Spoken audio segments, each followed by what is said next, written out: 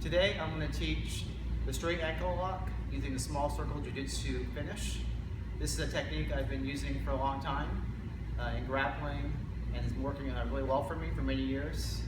I first learned this technique back in 1980 when I was a teenager. Then went to my uncle's gym, Wally Jay, and he showed this ankle lock using the small circle finish. I'd never seen an ankle lock before, so I thought it was pretty cool.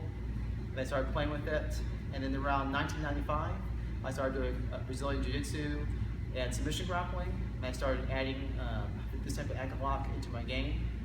So I'm going to show basically how to do the classic version of it, and I'll do some other videos on how I use it now in different entries. So to start off with, I'm going to show the basic mechanics of the straight ankle lock. So this version is an Achilles lock.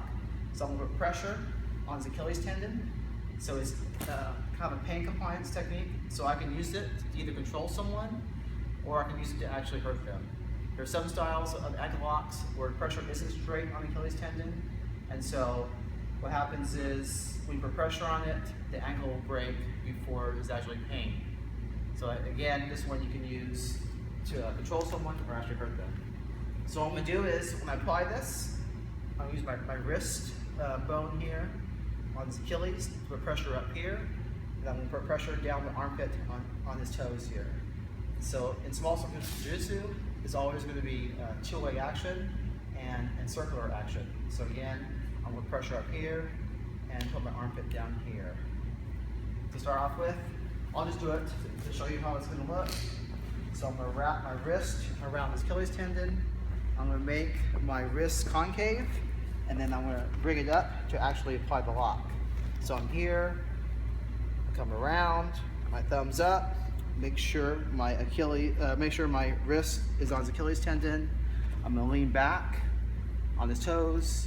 This is tight, and I'm going to flex up to apply the lock. Okay.